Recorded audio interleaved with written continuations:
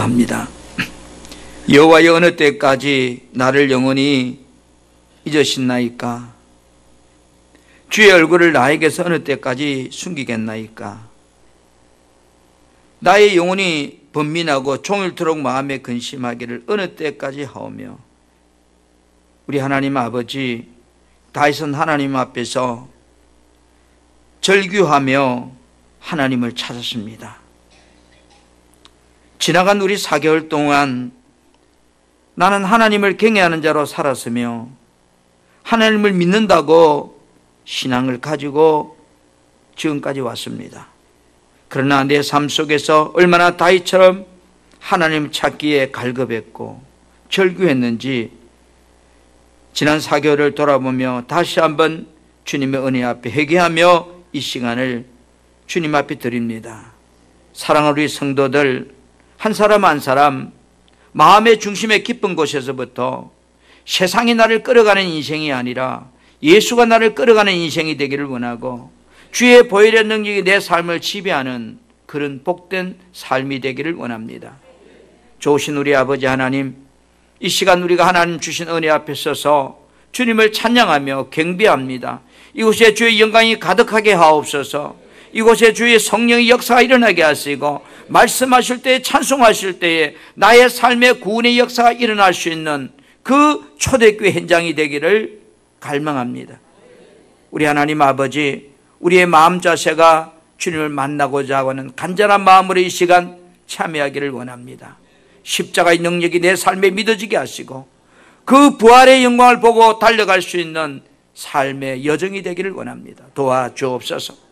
이 나라 이 민족을 축복하신 하나님, 정말 이 대한민국이 하나님을 경외하는 나라로, 하나님 의식한 나라로 세워져 가기를 원하고, 이 땅에 그리스도의 푸른 계절이 오기를 원하며, 이 양산 땅에 하나님의 복음이 전거되기를 원하며, 우리 풍성한 교회가 이 사명 감당하는 일에 앞장서는 정말로 그런 교회가 될 수 있도록 우리 성도들을 사용해 주옵소서.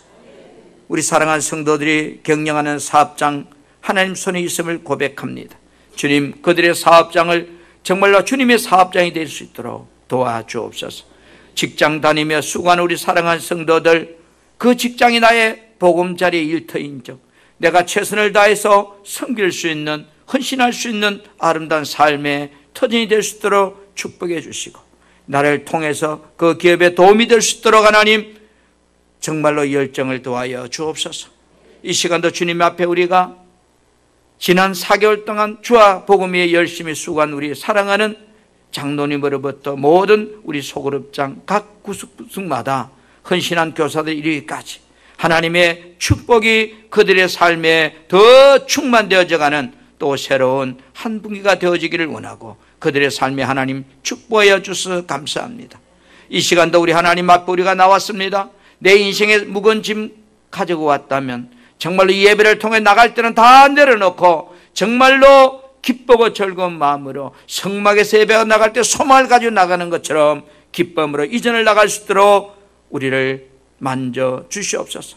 이 시간 종의 입술을 통해서 주님이 말씀하십니다. 그 말씀에 확신이 있게 하시고 믿음이 생겨나게 하셔서 정말로 예수 그리스도 안에 내가 살아갈 수 있는, 세상을 이길 수 있는 신앙이 될 수 있도록 우리 하나님 축복하여 주옵소서. 이 시간 주님 홀로 영광 받으심을 감사드리며 예수님 이름으로 기도드립니다.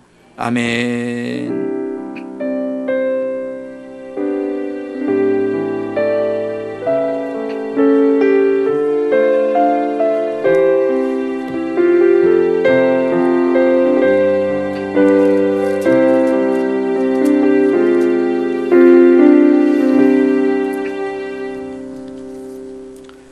여러분, 우리 하나님 말씀은 신약 성경 사도행전 1장 9절에서 11절까지 말씀을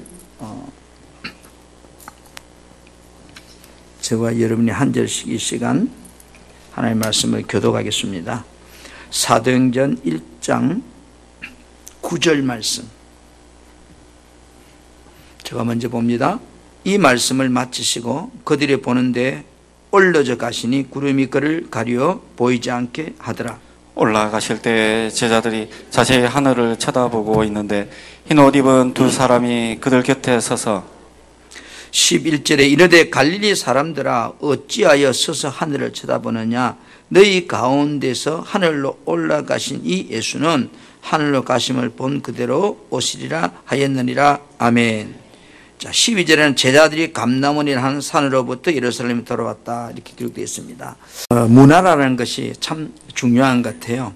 미국 사람들은 상대방이 조금만 자기 마음에 드는 말을 하면 박수를 치고 기립박수를 하는 장면을 보는데 동양 문화는 그렇게 하면 너무 촐랑된다라가 안 하는 것 같아요. 우리 하나님 앞에 좀 촐랑대고 삽시다. 아멘. 세월이 왜 그리 잘 가죠? 여러분도 잘 가세요? 벌써 4월 말이 돼가지고 참 세월이 빠르는구나 하는 생각을 가지는데 세월이 잘 간다는 이야기는 주님 오실 날이 너무너무 빨리 오는 것 같아요. 오늘 여러분과 같이 한번 우리가 생각하고자 하는 말씀은 따라합시다. 예수님의 재림신앙. 재림신앙이 뭘까?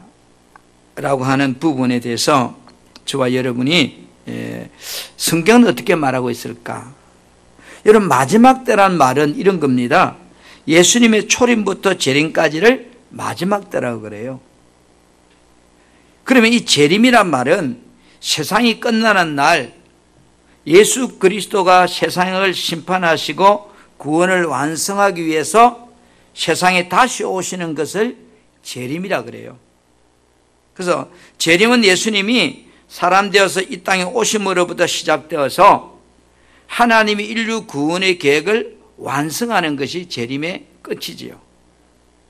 여러분 그리스도의 재림의 그날은 역사는 이렇게 말합니다. 최후의 심판 날이라고요. 아마겟돈 전쟁의 날이라고. 여러분 그리스도의 재림은 영적으로 사탄의 세력이 최종적으로 패망하고 하나님의 영원한 통치가 시작됨을 통해서 하나님께서 다스리는 나라, 의와 평강과 사랑의 왕국.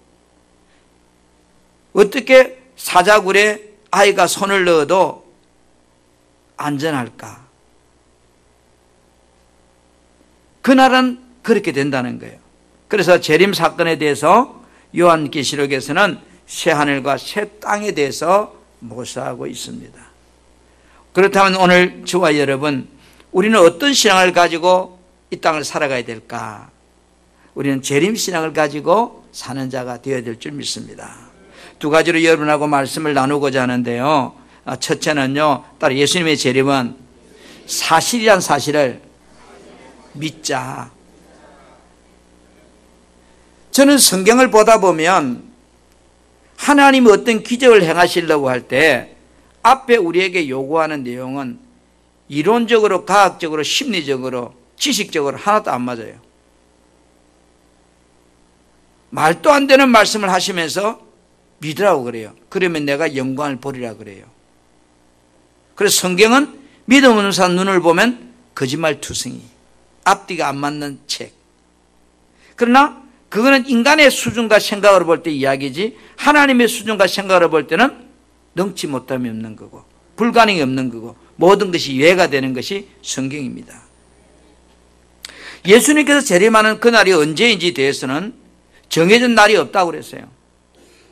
그러나 그날은 갑작스럽게 닥칠 것이고 그날에 대해서 예수님께서 하나님 아버지만 아신다고 그렇게 설명하고 있습니다.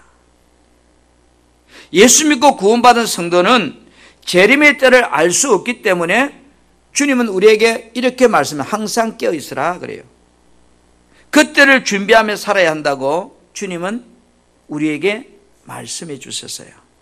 여러분, 하나님께서 우주 만물을 창조하시고 다 통치하고 계신다고 믿는 신앙이 재림의 신앙이에요. 초림 때 예수님께서 구약 성경에 예언하신 대로 사람의 모습으로 이 땅에 탄생하셨습니다. 이사야 7장 14절에 그죠? 보라 처녀가 잉태하여 아들을 낳을 것이요 그 이름을 임마누엘이라. 초림의 주님은 어떤 모습으로 올 것이라고 예언했어요? 사람의 모습으로 올 것이라고 예언했고 그 예언하신 대로 이 땅에 오셨습니다. 그리고 인간의 죄를 짊어지고 십자가에 죽으시고 부활하신 후에 하늘로 승천하시면서 처음 계셨던 하나님 아버지 나라로 돌아가셨습니다. 그리고 이 땅에는 그의 영이 성령을 보내주셨습니다. 초림에 관한 말씀이 성경대로 성취되었다면 재림에 관한 말씀도 예언하신 말씀대로 그대로 오실 것을 우리는 믿습니다. 아멘. 성경은 2000년 전에 이스라엘 백성들이 초림으로 오신 예수님을 구원자 메시아로 알아보지 못하고 어떻게 했어요? 그 예수를 찔러 죽였습니다.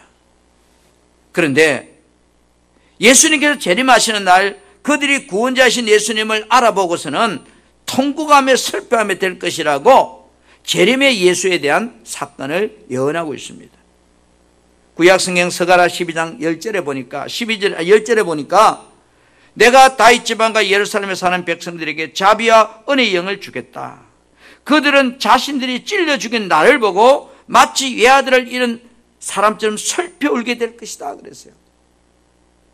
초림의 주님을 몰라봤지만 재림 때 그 초림에 오셨던 그분이 재림의 왕이라는 것을 알게 되는 날 그들은 통곡하게 될 것이라는 거예요. 여러분 계시록 1장 7절 말씀을 같이 함께 우리가 합독하기를 원합니다. 볼지어다 시작.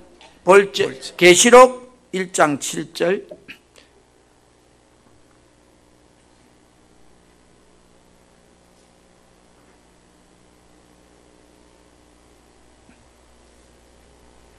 볼지어다 그가 구름을 타고 오시리라. 각 사람이 눈이 그를 보겠고 그를 찌른 자들도 볼 것이요 땅에 있는 모든 족속이 그로 말미암아 애곡하리라 했어요. 그가 구름 타고 오신다. 그 다음에 각 사람의 눈이 다 그를 보게 될 것인데 그를 찌른 자들, 예수님을 십자가에 못 박혀 죽인 자들도 볼 것이다. 그래서 뭐요? 땅에 있는 모든 족속이 그 장면을 보고서 애곡하고 통곡하게 될 것이다. 그렇게 말하고 있어요. 여러분, 예수님은 하늘로 올라가시면서 너희들이 본 대로 다시 오겠다. 그렇게 말했어요. 예수님은 하늘로 올라가심을 쳐다보고 있는 제자들에게 오늘 본문 사도행전 1장 11절 12절에 뭐라고 말씀하고 있는가요? 갈릴리 사람들아 어찌하여 하늘을 쳐다보느냐. 너희 가운데 하늘로 올라가신 이 예수는 하늘로 가심을 본 그대로 다시 오리라. 그러면서 제자들이 감람원이라는 산에부터 예루살렘으로 돌아갔다. 이렇게 성경은 기록하고 있습니다. 여러분, 예수님은 제자들에게 분명히 어디에서? 감난산에서 감람원이라는 곳에서 하늘로 가심을 본 그대로 오시리라고 말씀했습니다. 오늘 구약성경 스가랴 14장 4절에도 보니까 앞으로 되어질 예언의 말씀을 하고 있는데요. 스가랴 선지자는 재림 때 예수님께서 감람산에 설 것이라고 그랬고 재림 때 예수님은 천하의 왕이 되어서 임하게 될 것이라고 그렇게 말씀하고 있습니다. 스가랴 14장 4절에 그날에 그의 발이 예루살렘 앞곳 동쪽 감람산에 서실 것이요 이랬습니다. 그리고 14장 9절에서는 여호와께서 천하의 왕이 되시리니 그날에는 여호와께 홀로 한 분이실 것이요. 성경에는 많은 예언이 있었습니다. 그 많은 예언이 대부분 다 이루어지고 아직 이루어지지 않는 큰 예언의 덩어리는 바로 재림에 대한 말씀의 예언만 남아 있습니다. 요한계시록 19장 11절부터 16절에 보면 자세하게 예수님의 재림 때에 대해서 언급하고 있습니다. 여러분, 예수님은 세상을 뭐하기 위해서 오신다고요? 심판하기 위해서 재림의 왕으로 이 땅에 오신다는 것입니다. 우리는 성경이 예수님의 초림과 재림에 관하여 약속하신 그대로 일어난다는 것을 우리는 믿는 자가 되어야 돼요. 왜요? 히브리서 9장 28절을 보니까 이와 같이 그리스도도 많은 사람의 죄를 담당하시려고 단번에 들이신 바 되셨고, 이 초림이거든요. 십자가에 죽으셨다는 거예요. 막 이루어졌잖아요. 그리고 구원에 이르게 하기 위해서 두 번째, 죄와 상관없이 자기를 바라는 자들에게 두 번째 나타나시리라. 이게 재림 이야기죠. 초림의 사건이 맞다면 재림의 사건이 맞는 거죠. 예수님께서 요한복음 14장 3절에 재림에 대해서 분명히 제자들에게 이렇게 말합니다. 가서 너희를 위하여 처소를 예비하면 내가 다시 와서 너희를 내게로 영접하여 드리겠다. 나 있는 곳에 너희도 있게 하겠다. 여러분들이 재림 사건을 사실로 믿는가 안 믿는가는 여러분의 신앙의 여러분의 자유입니다. 그러나 이 재림의 사건, 재림 신앙을 믿지 않는 사람과 믿는 사람의 삶의 방향은 완전히 달라져 버립니다. 다시 오신다는 재림의 믿음을 가진 성도는 어떻게 할까요? 그날을 준비합니다. 여러분 집에 도둑놈이 들어올 것이라고 믿는 사람은 도둑이 들어올 것을 대비하고 삽니다.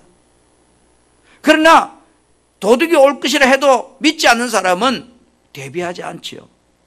어느 날 도둑이 들어와서 다 가져간 후에 땅을 치며 통곡하게 될 것입니다. 우리는 신앙 고백을 할 때마다 산자와 죽은 자를 심판하러 오신다고 신앙 고백을 합니다. 입술의 고백이 아니라 여러분의 믿음의 고백이 되기를 축복합니다. 아멘. 예수님께서 이 땅의 영광의 왕 심판의 주로 다시 오신다는 것을 우리는 재림이고 그걸 믿는 것을 재림신앙이라고 그래요. 구약 성경에 예언하신 대로 2000년 전에 이 땅에 예수님께서 사람의 모습으로 오셨던 것이 사실이라면 이제 예수님이 그 부활하신 것도 사실이고 하늘로 올라간 것도 사실이라면 이제는 뭐요? 마지막 약속, 다시 오심을 믿고 사는 그 신앙을 가지고 사는 우리는 재림신앙의 성도가 되어야 된다는 겁니다. 아멘. 아멘. 두 번째로 여러분, 그러면 이 재림이 사실임을 징조를 통해서 너희들이 보고 믿으라는 겁니다. 우리가 이런 이야기를 하죠. 사람이 방구가 자주 나오면 그 다음 단계가 화장실 갈 일 남아서 신호예요. 그죠? 방귀가 자주 나온다는 이야기는 다음에 신호가 있다는 거예요. 성경은 주님께서 재림할 때가 가까워지면 종말의 징조들이 나타난다고 말씀하고 있습니다. 우리 사랑하는 풍성교회 성도 여러분, 재림의 시기에 대해서 우리가 알 수는 없지만 그러나 재림의 징조를 통해서 재림의 때를 알 수 있다고 성경은 우리에게 말씀하고 있어요. 징조란 말이 뭐죠? 어떤 사건이 일어나기 전에 징후를 보고서 판단하는 걸 징조라고 그러죠. 잔지진이 계속 반복되면 뭐라고 그래요? 큰 지진이 올 것이라고 징조라고 그래요. 여러분, 비 오기 전날 길가에 보면 개미들이 줄을 서가 쫙 이동할 때 보여요. 그럼 뭐라고 그래요? 아, 비가 오르나. 연세가 드신 분은 무릎이 욱신욱신하면 뭐라고 그래요? 고향 갈 일이 다 했다 말하는 게 아니고 비가 오르나 이래요. 경험상 알아요. 경험, 징조는. 그런데 마태복음 24장 30절에 예수님께서 제자들에게 재림이 때 징조에 대해서 말씀하고 있습니다. 마태복음 24장 30절 말씀을 같이 한번 볼까요? 그때에 시작. 하늘에서 보이겠고 그때 땅의 모든 족속들이 통곡하며 그들이 인자가 구름을 타고 능력과 큰 영광으로 오는 것을 보리라. 아멘. 아멘.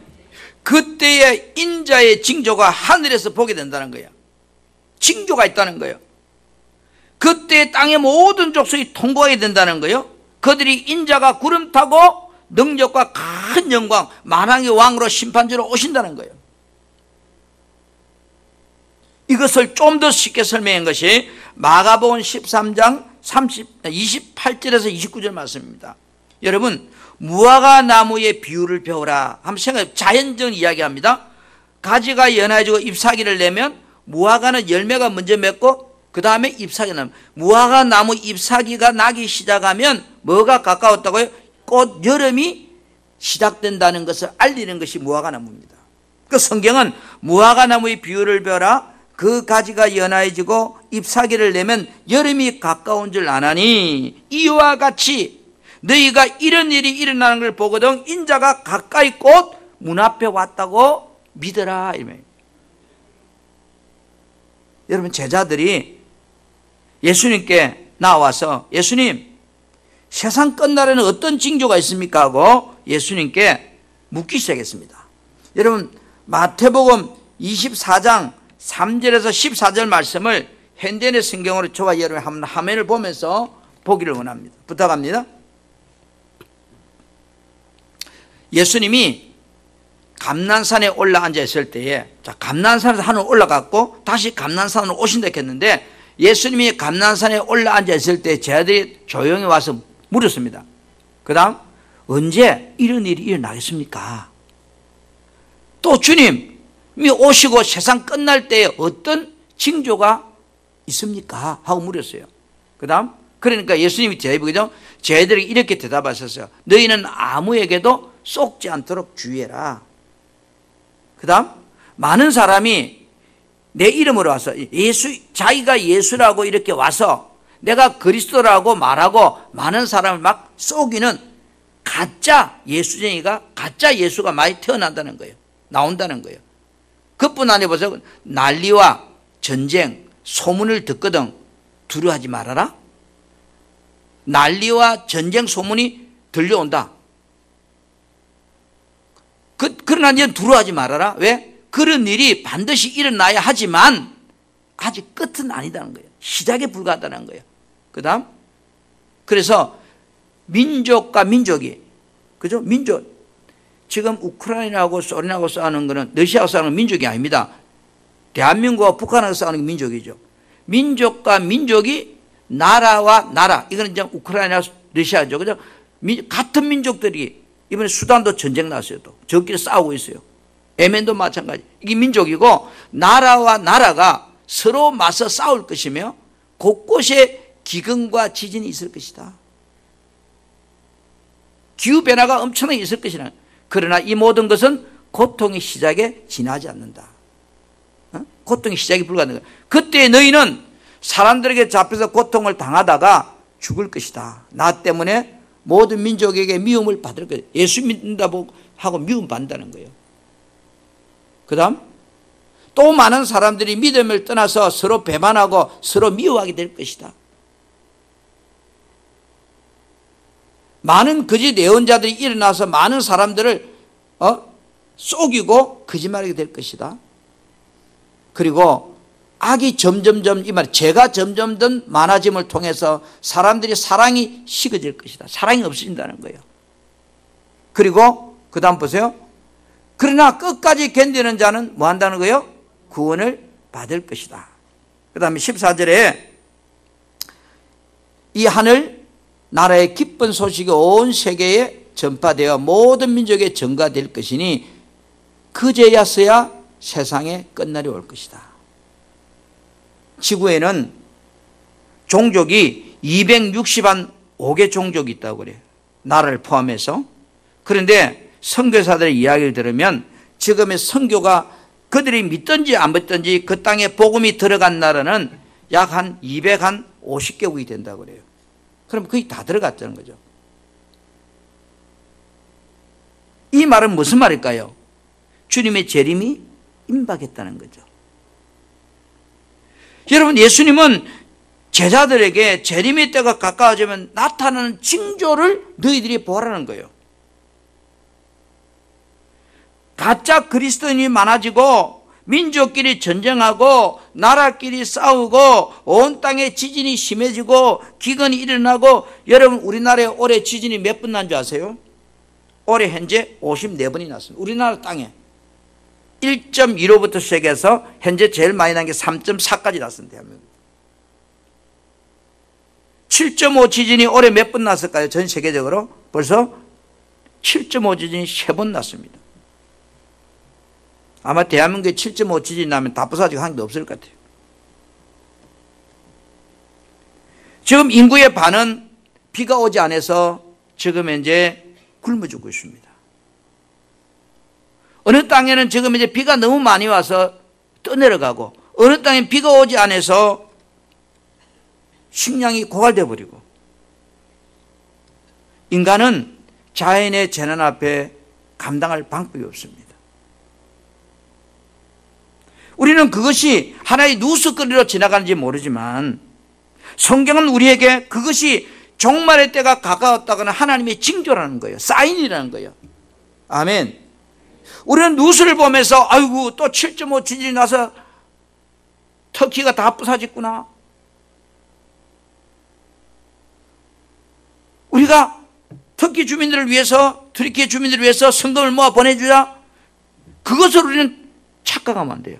아하, 점점 주님이 말씀하신 종말의 때 주님의 재림이 임박했다는 신호가 강하게 사인으로 오는구나. 내가 깨어 있어야지. 예수 믿는 것이 여러분 점점 어려워집니다. 핍박도 심하지만 사람들이 예수를 믿으려고도 하지 않고 사랑이 시기져서 이기주의가 되고 자기 위주로 오직 자기만 생각하는 시대. 우리는 그렇게 세상이 과학이 발달해서 그렇게 말할지 모르지만 그것을 성경적으로 돌아가 버리면 지금 주님의 재림이 가까웠다는 신호를 계속해서 우리에게 보내고 있는 거예요. 우리는 그게 이미 무감각해 살고 있어요. 당장 내 앞에 돈 몇 푼 없으면 그게 걱정하지 거기에 대해서는 무관심하게 살고 있는지 몰라요. 우리 동화책 중에 그죠? 늑대 이야기, 양치기와 늑대 이야기. 어쩌면 우리가 이제 무감각하게 살고 있는지 모르겠어요. 우리들이 그때와 시기는 알 수 없어도 들려오는 수많은 뉴스를 들으면서 지금이 종말의 그때가 가까워 있구나. 주님의 재림의 시기가 임박하고 있구나. 아멘.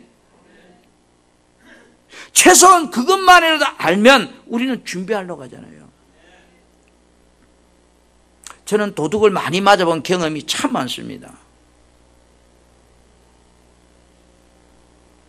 누가 그래요? 목사님 우리 교회에 CCTV가 너무 많은 거 아니에요? 그래서 내가 당신이 여기 살아 보이소.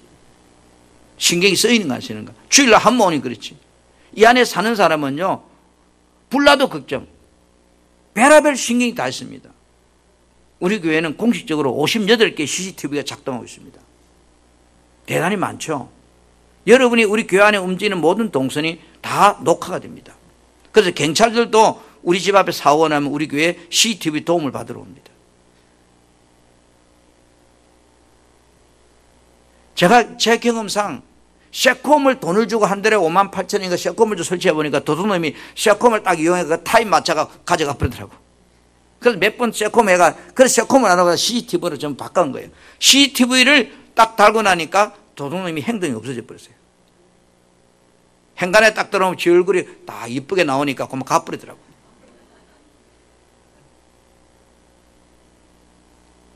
여러분 우리가 이 시대를 살아가면서 이 징조를 본다는 것.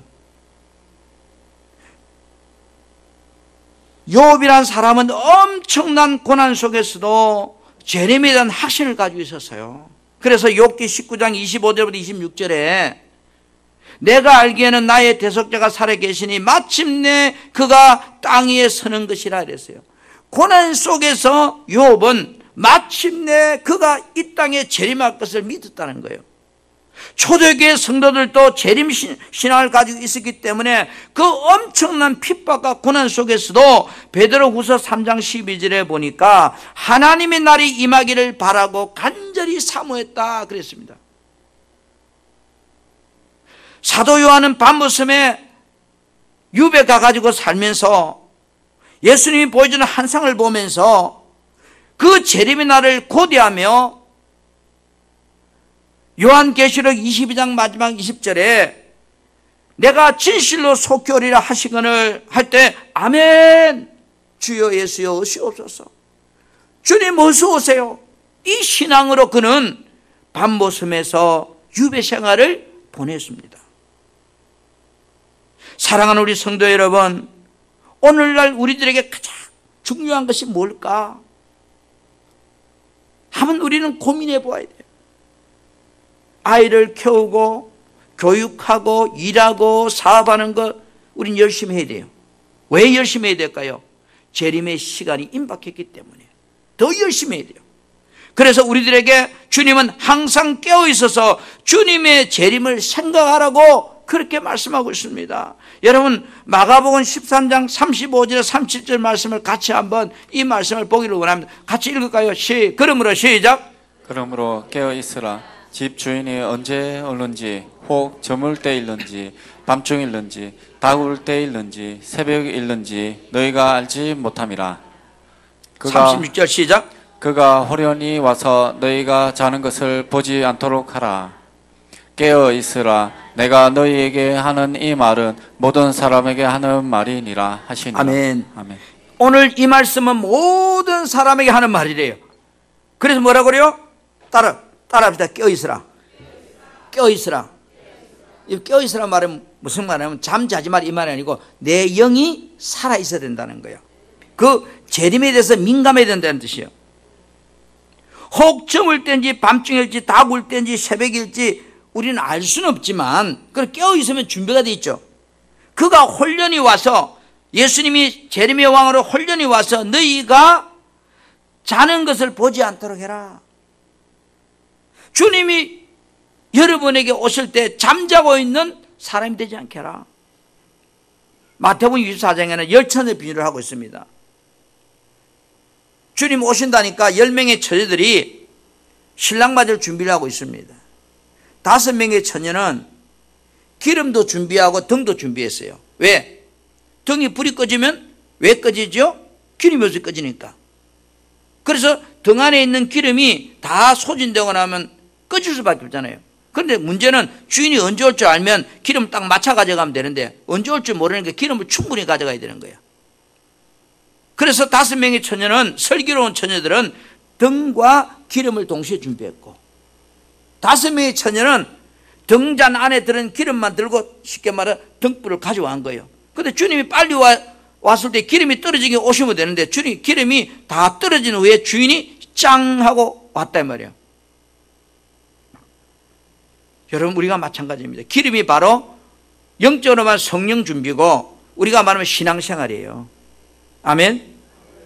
깨어 있으라. 내가 너희에게 하는 이 말은 너뿐 아니라 모든 사람, 그때 당시 2000년 전에 있는 그 사람들만 하는 이야기가 아니고 지금 이 시대를 사는 바로 저와 여러분까지 포함된 말씀이라는 거예요.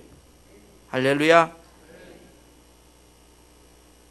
예수님께서 하신 이 재림의 날이 언제인지는 모르지만 때와 시기는 알 수 없지만 분명한 건 하나는 내가 알지 못하는 그날에 도둑처럼 임하게 된다는 겁니다. 데살로니가서 5장 1절 2절 말씀에 이렇게 말씀하고 있습니다. 형제들아, 때와 시기에 관해서는 너희에게 쓸 말이 없다. 왜? 모르기 때문에. 그러나 이제 주의 날이 밤에 도적같이 이룰 줄을 너희 자신이 자세히 알기 때문이다. 우리 사랑하는 성도 여러분, 우리가 왜 열심히 일해야 되고 왜 열심히 내가 가정을 꾸려야 되고 왜 열심히 살아야 될까요? 주와 복음 위에 살아갈 수 있는 시간이 얼마 없기 때문에. 삶이 아무리 고통스럽고 힘들어도 여러분의 신앙은 재림신앙이 돼야 돼요. 아멘. 예수님께서 약속하신 재림은 반드시 이 땅에 성취될 예언의 약속입니다. 그래서 믿는 우리들에게 징조를 보고 그날을 준비하며 깨어 있으라는 거예요. 왜? 성경 말씀은 네가 못 믿어도 네가 사는 시대에 일어나는 그 징조는 네가 볼 수 있지 않느냐. 그 징조를 보고 예수님이 하신 재림의 말씀을 네가 믿으라는 겁니다. 아멘. 저는 뉴스를 볼 때 단순히 뉴스만 보는 게 아닙니다. 성경이 말하고 있는 이 시대상을 뉴스를 통해서 보게 합니다. 여러분, 한번 물어볼게요. 공부를 열심히 한 학생은 시험 첫날이 기다려질까요? 두려울까요? 왜 기다려져요? 시험 잘 치면 당연히 칭찬받고 장학금 받고, 그죠? 공부 못하는 아이들은 시험 첫날이 뭐예요? 두려워요? 좋을까요? 왜 두려워요? 또 점수 들어오면 선생님한테 혼나고 부모한테 혼나고 상은커녕 우리말로 뭐예요? 책망 들으니까. 똑같은 신앙생활도 여러분이 깨어있는 사람들은요 주님 재림에 대해서 걱정 안 해요. 왜요? 주님이 오시면 상 받는 날이고 기쁜 날이고 소망의 날인데, 잠자는 신앙들은 어떤 날일까? 심판의 날. 세상처럼 말하면 정말로 아무것도 거둘 것이 없는 날. 자신의 노력이 평가받는다 생각하면 공부를 잘하는 아들은 시험 치기를 너무 좋아해요. 신앙생활도 마찬가지로 생각합니다. 여러분, 우리가 정말로 신앙생활을 잘해야 되는 이유를 뭘까? 깨어있으란 말은 너가 성령 충만해라, 믿음 생활 잘해라, 열정을 가지고 그날을 준비하고 믿음으로 살아라, 그런 말이 다 그런 말이에요. 그날과 그때는 몰라도 우리는 주님이 너가 성경은 못 믿더라도 일어나고 있는 징조는 그것도 믿을 만하지 않느냐. 재림의 확신을 가지고 여러분, 주님 오십니다. 다음 시간에 재림이 우리에게 주는 그 상급이 뭔지를 말씀을 드리겠습니다만은, 재림의 확신을 가지고 여러분의 신앙생활이 뒤돌아서지 마시고 앞을 향하여 다른 박질 칠 수 있는 그 경주에서 승리할 수 있는 복된 우리 성도들이 되기를 주님의 이름으로 축복합니다. 아멘.